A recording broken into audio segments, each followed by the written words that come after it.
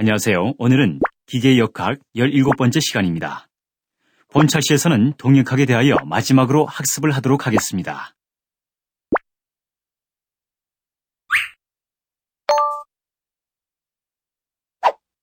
어제 과학 전시관에 다녀왔는데 아이가 손으로 돌리는 자전거 바퀴를 열심히 돌리면서 질문을 하더군.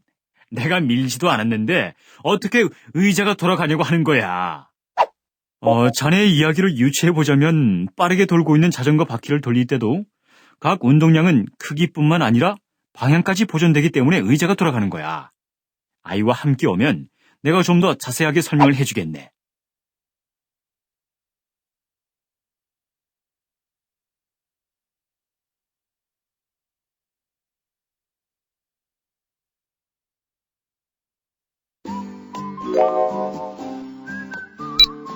본 차시의 학습 목표는 다음과 같습니다. 첫째, 강체의 운동역학에 대하여 설명할 수 있습니다. 둘째, 평면 운동 및 3차원 공간에서의 강체 운동에 대해 적용할 수 있습니다. 셋째, 기계 진동에 대하여 설명할 수 있습니다. 오늘이 동역학 마지막 시간이네요. 이제는 어떤 내용이 남았나요? 동역학에서 빼놓을 수 없는 개념이 강체 운동이죠. 본 차시에서는 앞에 15, 16차시에서 공부했던 동역학의 세 가지 주요 법칙 또는 원리를 강체에 적용하는 방법을 공부합니다. 실점에 대해 공부한 내용과 본질적으로 동일하지만 강체의 경우에는 회전 운동을 고려해야 하기 때문에 좀 더 주의가 필요합니다. 또한 동역학에서 배운 지식을 바탕으로 기계 진동 현상에 대한 기초적인 학습을 하도록 합니다. 지금부터 사전평가를 실시하여 여러분의 학습 준비도를 측정해 보도록 하겠습니다. 준비되셨나요? 평가를 시작해 볼까요?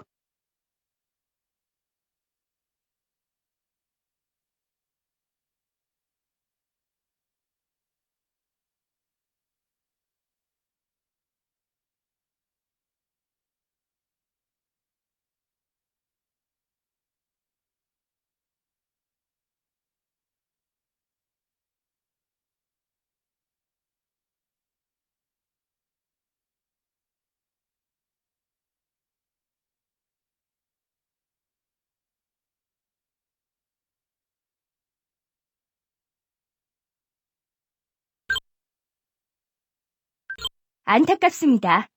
그러나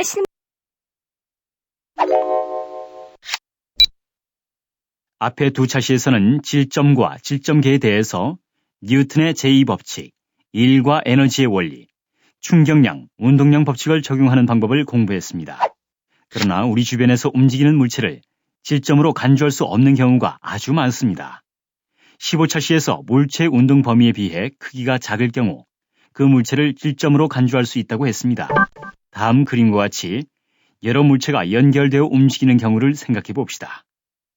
이 그림은 포크레인의 그림인 것 같은데요. 그림으로 보니까 아주 복잡한 운동을 하네요. 그림에 나타낸 바와 같이 크랭크는 축을 중심으로 회전 운동을 합니다. 피스톤은 위아래가 구속되어 있어 좌우 병진 운동을 반복할 것입니다. 그렇다면 나머지 연결 막대기는 어떠한 운동을 할까요? 언뜻 눈에 들어오지는 않지만 커넥팅 로드의 한쪽 끝은 크랭크에 연결되어 있고 다른 끝은 피스톤에 연결되어 있으니 꽤 복잡한 운동을 하게 될 것입니다. 이 막대기는 아마도 병진 운동도 하고 회전 운동도 하는 복합적인 운동을 할 것으로 예측할 수 있습니다. 그렇다면 크랭크의 회전 속도를 알 때 커넥팅 로드는 어떠한 병진 운동 속도와 가속도를 가질까요? 또한 피스톤은 어떠한 속도와 가속도로 움직일까요? 앞에서 배운 질점에 대한 학습 내용만으론 이런 문제들을 풀기가 매우 어려울 것이란 생각이 들 것입니다. 왜냐하면 위 물체들은 강체이며 따라서 회전 운동을 고려해야 하기 때문입니다.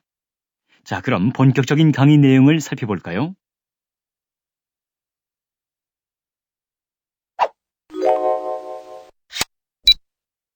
강체의 운동학. 강체의 운동에서 가장 중요한 고려사항은 회전 운동에 의해 유발되는 속도와 가속도입니다. 병진 운동에 대해서는 이미 우리가 잘 알고 있으며 거기에 회전 운동에 의한 항을 받으면 강체의 속도와 가속도를 구할 수 있습니다.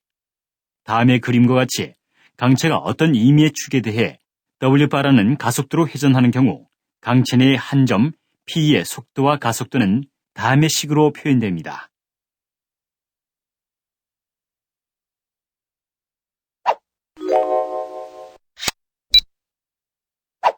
순간 중심을 이용하면 속도를 조금 더 쉽게 구할 수 있습니다. 순간 중심은 다음 그림에 나타낸 바와 같이 도식적으로 구할 수 있습니다. 즉, 두 점의 속도 벡터에 수직인 선을 그어서 만나는 점이 순간 중심이 됩니다. 순간 중심에 대해서는 모든 점이 그 순간 순수한 회전 운동만 한다고 볼 수 있습니다.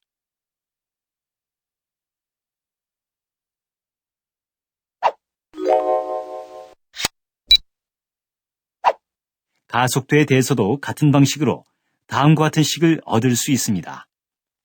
가속도를 구하는 것은 상당히 중요합니다. 그 자체를 알아야 할 필요도 있지만 뉴턴 제2법칙을 이용할 때 사용되기 때문입니다.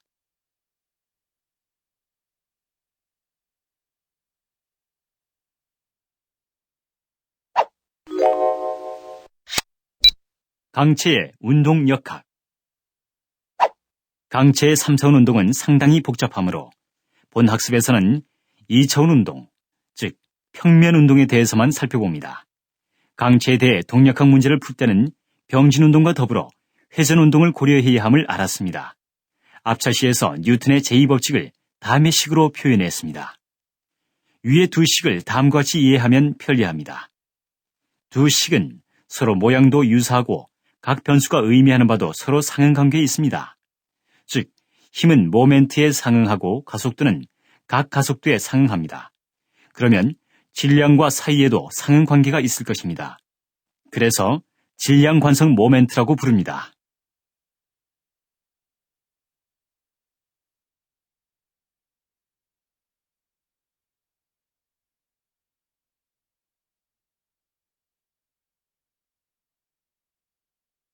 강체의 운동 역학. 강체의 3차원 운동은 상당히 복잡하므로 본 학습에서는 2차원 운동, 즉 평면 운동에 대해서만 살펴봅니다. 강체에 대해 동력학 문제를 풀 때는 병진 운동과 더불어 회전 운동을 고려해야 함을 알았습니다. 앞차시에서 뉴턴의 제2법칙을 다음의 식으로 표현했습니다. 위의 두 식을 다음과 같이 이해하면 편리합니다. 두 식은 서로 모양도 유사하고 각 변수가 의미하는 바도 서로 상응관계에 있습니다. 즉, 힘은 모멘트에 상응하고 가속도는 각 가속도에 상응합니다. 그러면 질량과 사이에도 상응관계가 있을 것입니다. 그래서 질량 관성 모멘트라고 부릅니다.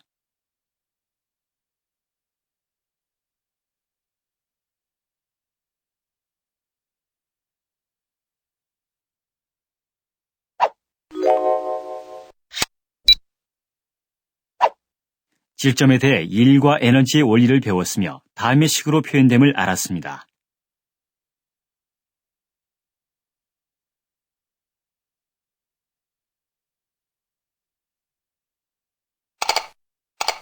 강체에 대해서도 위 식은 그대로 적용됩니다. 다만 운동 에너지를 나타내는 식이 달라집니다. 강체는 병진 운동 외에 회전 운동도 하므로 운동 에너지는 다음의 식으로 표현됩니다. 그런데 다음 그림과 같이 강체가 어딘가에 구속되어 회전 운동을 하는 경우가 있습니다.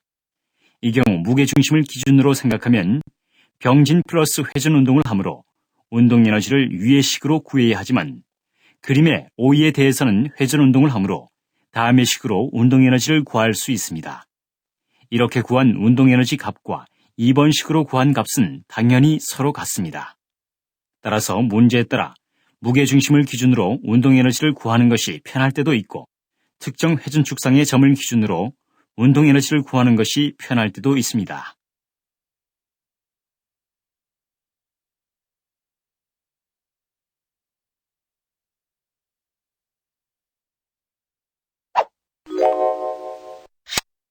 기계 진동. 지금까지 공부한 동력학의 지식을 활용하여 기계 진동 현상을 공부합니다. 다음 그림과 같이 천장에 스프링을 매달아 놓고 그 스프링에 질량 M인 물체를 매달아 두었다고 가정합시다.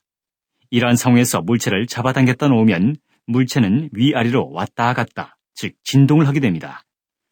물체는 임의의 위치에서 위 방향의 스프링력과 아래 방향의 중력을 받습니다. 뉴턴 제2법칙을 적용하여 운동 방정식을 구성하면 다음과 같습니다. 위 식은 X에 대한 2차 미분 방정식으로서 이론적으로 풀 수 있습니다. 풀이 과정은 생략하고 해를 나타내면 다음과 같습니다.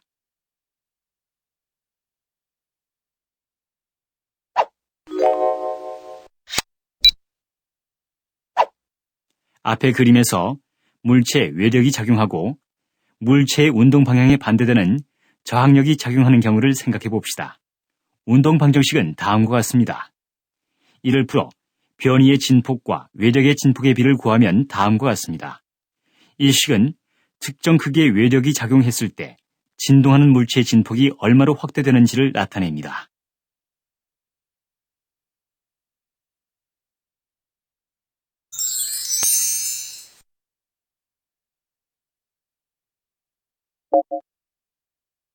지금부터 오늘 배운 학습에 대하여 간단한 퀴즈를 실시해 보도록 하겠습니다. 딩동댕, 정답입니다. 땡, 땡, 안타깝습니다.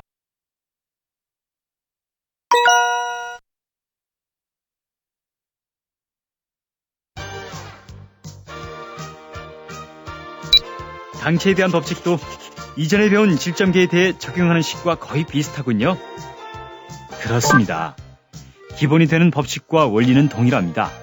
다만 강체의 경우는 병진운동과 회전운동을 함께 고려해야 함을 명심하시기 바랍니다.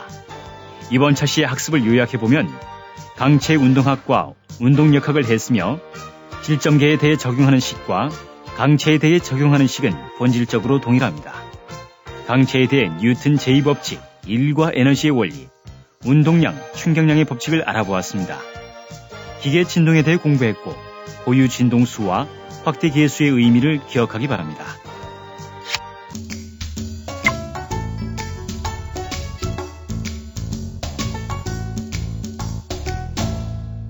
이것으로써 동력학에 대한 마지막 학습을 마치겠습니다. 다음 시간에는 모듈 7, 역학의 실제 응용편 중에서 이론과 수치 해석 방법에 대해서 학습하도록 하겠습니다.